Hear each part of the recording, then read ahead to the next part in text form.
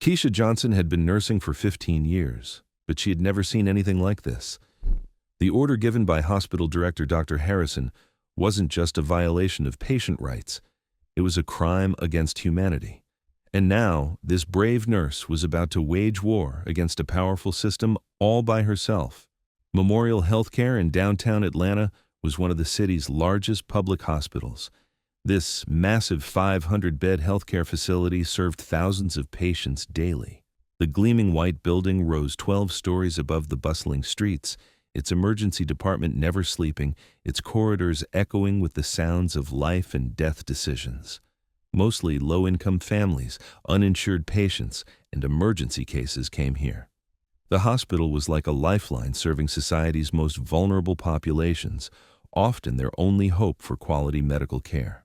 Keisha Johnson, 38, was an experienced nurse working in this hospital's intensive care unit. Medium height, strong build, with expressive dark eyes and natural hair pulled back in a professional bun. She always had a calm and determined expression. Her scrubs were always immaculate, her stethoscope worn with the confidence of someone who had seen every possible medical emergency. In her 15-year career, she had saved thousands of lives and given hope to countless families. Keisha didn't see nursing as just a profession. It was a calling for her, a way to serve humanity and honor the memory of her grandmother, who had raised her to believe that helping others was the highest form of purpose. Keisha's life hadn't been easy. She was raising 2 children alone, 16-year-old Marcus, a bright student with dreams of college, and 12-year-old Zara, whose artistic talents reminded Keisha of her own childhood aspirations. The children's father had left when Marcus was still young, unable to handle the responsibilities of fatherhood. Keisha was trying to keep her family afloat while both mothering and working a demanding profession that required emotional strength, physical stamina, and mental clarity even during the most difficult circumstances.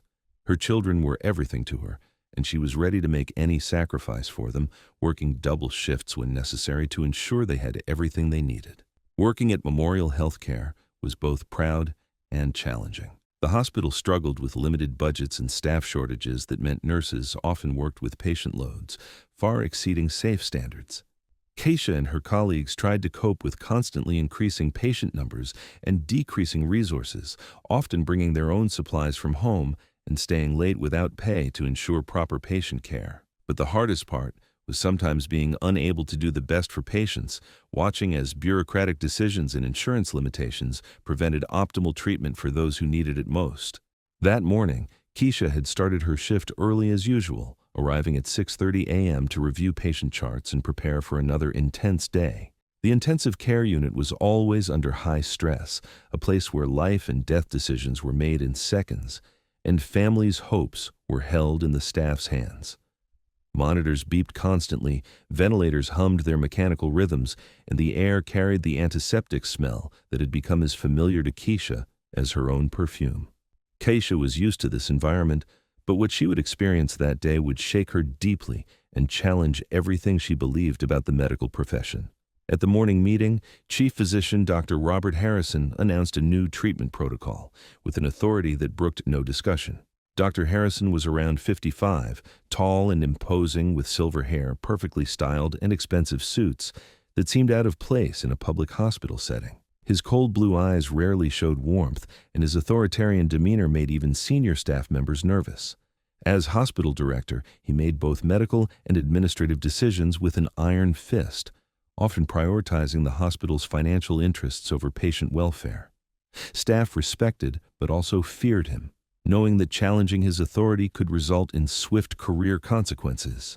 "We're starting a new pilot program," Dr. Harrison told the nurses and doctors in the conference room, his voice carrying the tone of someone announcing an inevitable fact. "We'll be testing innovative treatment methods on specific patient groups. This program will increase our hospital's research capacity and potentially bring in significant funding from pharmaceutical partnerships." Keisha felt uneasy listening to this explanation, her years of experience telling her that something wasn't right about the way this was being presented. What did specific patient groups mean?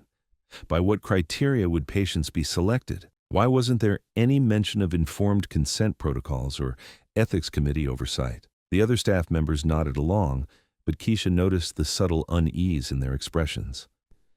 After the meeting, Keisha decided to direct her questions to Dr. Harrison, despite knowing that questioning his decisions was not welcomed. Dr. Harrison, could I get more information about this new program? Which patients will receive these treatments, and what safety protocols will be in place?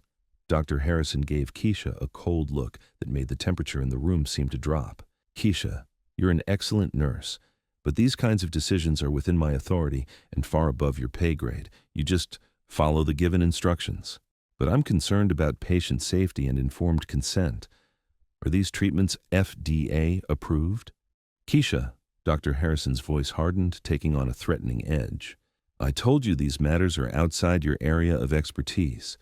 Do your job. The rest concerns me. I suggest you focus on your nursing duties and avoid asking questions that could be interpreted as insubordination. This conversation planted a seed of doubt in Keisha's mind that would grow into deep suspicion. Dr. Harrison's attitude and the way he avoided answering her direct questions suggested he was hiding something significant. The next day, while Keisha was working in intensive care, a newly admitted patient caught her attention. 67-year-old James Wilson had suffered a heart attack and came in a condition requiring emergency intervention. Mr. Wilson was a retired janitor, had no health insurance, and his family's financial situation was very poor. His weathered hands told the story of decades of hard labor. Dr. Harrison personally examined Mr. Wilson's file, which was unusual since he typically delegated such cases. After a brief examination, he instructed Keisha, "We'll apply Protocol X treatment to this patient. Follow the medication list in his file exactly as specified." When Keisha looked at the file, she was shocked. The medications listed in Protocol X were completely different from standard treatments for heart diseases that she had administered thousands of times. Moreover, she had never heard of some of the medication names, despite her extensive experience in cardiac care. "Dr. Harrison, could I get information about these medications? They look very different from standard protocols." "Keisha, this is my final warning about questioning established medical decisions. It's not appropriate for you to question these decisions. Administer the medications as prescribed." Keisha felt internally uneasy but had to comply with orders. She administered the medications given to Mr. Wilson, but decided to closely monitor the patient's condition and document any changes, no matter how small. A week later, strange side effects appeared in Mr. Wilson's condition that had nothing to do with typical heart attack recovery. He was experiencing nervous system problems, skin rashes, and consciousness confusion not seen in standard heart treatments. These symptoms seemed to be getting worse rather than better. Keisha reported this situation to Dr. Harrison. "Dr. Harrison, Mr. Wilson is having serious side effects that seem unrelated to his cardiac condition. Maybe we should change the medications." "Keisha, these side effects are expected conditions that are part of the treatment process. We'll continue the treatment as planned.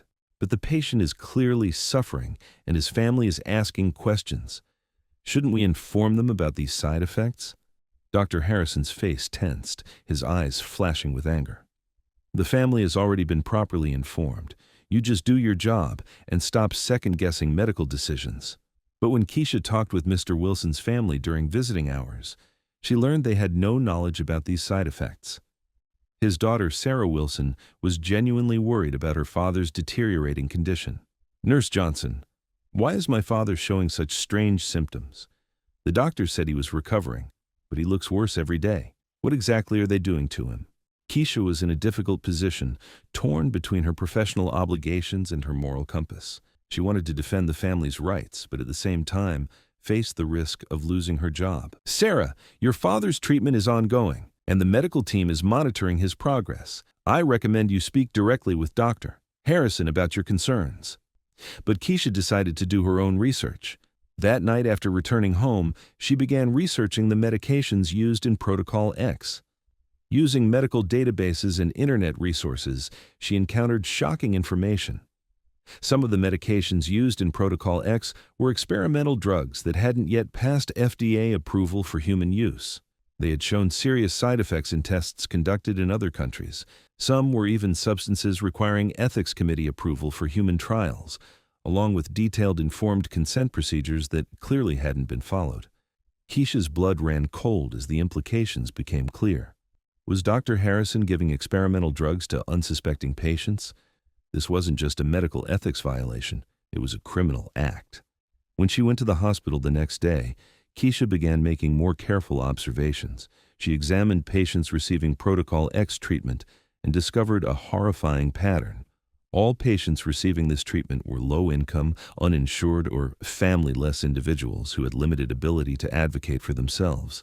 Rich patients, or those with good insurance, received standard treatments. Dr. Harrison was using vulnerable patients for experimental drug tests. Keisha was crushed under the weight of this discovery. She didn't know what to do. If she reported this situation, Dr. Harrison's power could crush her. She could lose her job, even her career could end. But if she remained silent, innocent people would continue to be harmed. That night at home, she was having a great internal struggle without telling her children, Marcus and Zara, about the situation. Marcus noticed his mother was worried.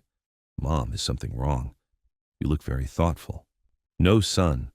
I just had a difficult day at work." But Zara was more sensitive. "Mom, you always teach us to do what's right. You'll do what's right too, won't you?" These words touched Keisha's heart. She couldn't live a life that contradicted the values she taught her children. The next morning, Keisha was determined. First, she needed to find someone she could trust within the hospital. She thought of Dr. Michelle Carter, whom she had worked with for many years.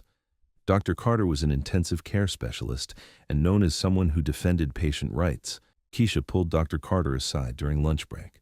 "Dr. Carter, I need to talk to you about an important matter, but this is a very sensitive situation." Dr. Carter noticed Keisha's seriousness. "Of course, Keisha, what's happening?" Keisha told Dr. Carter what she had discovered. Protocol X, experimental drugs, patient selection criteria. She explained everything in detail. Dr. Carter's face gradually became serious. "Keisha, these are very serious accusations. Are you sure about your observations?" "I'm sure. I have documents too. Dr. Harrison is using poor patients for experimental drug tests." Dr. Carter took a deep breath. "If this is true, this would be the biggest scandal in this hospital. But Dr. Harrison is very powerful. We need to have concrete evidence to accuse him. What should I do?" "First, save and copy all documents. Then, examine patient files. If the pattern really exists, we need to prove it." With Dr. Carter's support, Keisha started a systematic investigation. During night shifts, she examined patient files, profiles of patients receiving Protocol X, medications they received, side effects they experienced. She recorded everything. 2 weeks later, the full magnitude of the horrifying picture emerged. In the last 6 months, 47 poor patients had received Protocol X treatment. 23 of them had experienced serious side effects. 8 had died in the hospital.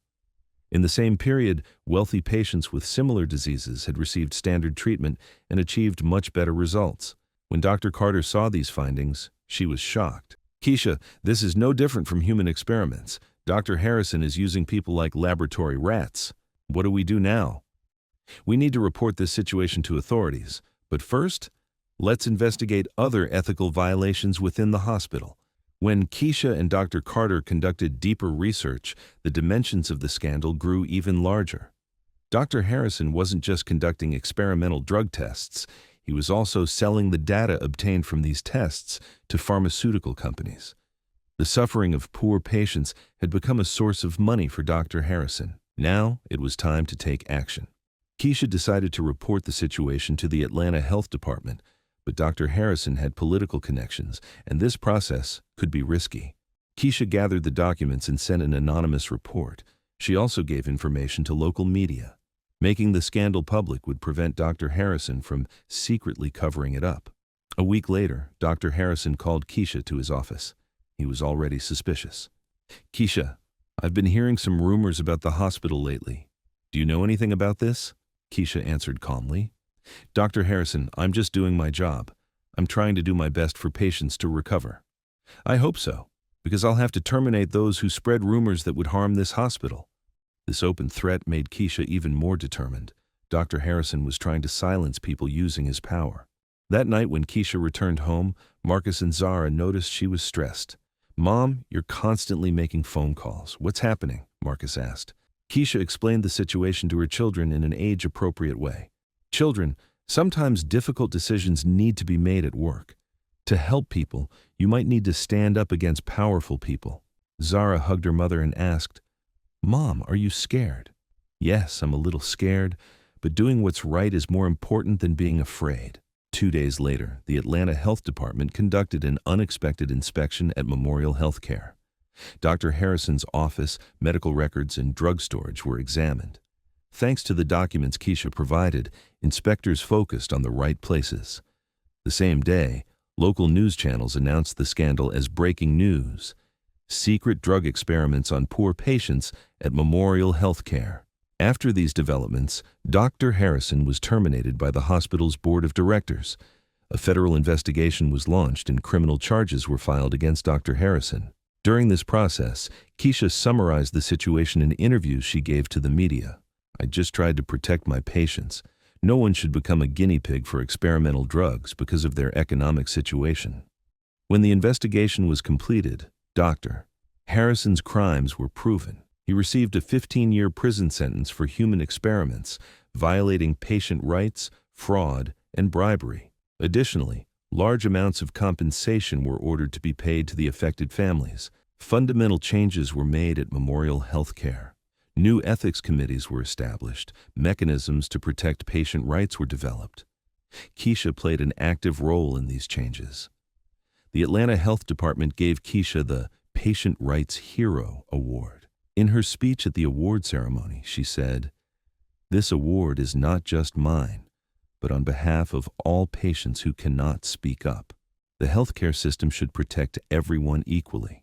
Economic situation, race, or social status should not affect the medical care you receive." A year later, Keisha was appointed as Patient Rights Coordinator at Memorial Healthcare. She was no longer just nursing, but also played a role in developing systems to protect patient rights. Her children, Marcus and Zara, were proud of their mother's courage. Marcus, influenced by this event, began aiming for medical school. "I want to be a doctor who defends patient rights like my mother," he said. Zara had told her mother, "Mom, you taught me what it means to do what's right. You're a real hero." Today, Keisha Johnson leads the development of protocols to protect patient rights at Memorial Healthcare. Her story is taught as a case study in medical schools and shown as an example in nursing schools. The most important lesson Keisha teaches is this: doing what's right is not always easy, but standing up to the powerful is necessary to protect the powerless. Because true heroism lies not in power, but in character. And sometimes the greatest changes are initiated by people who work at the bottom of the system, but have the strongest conscience.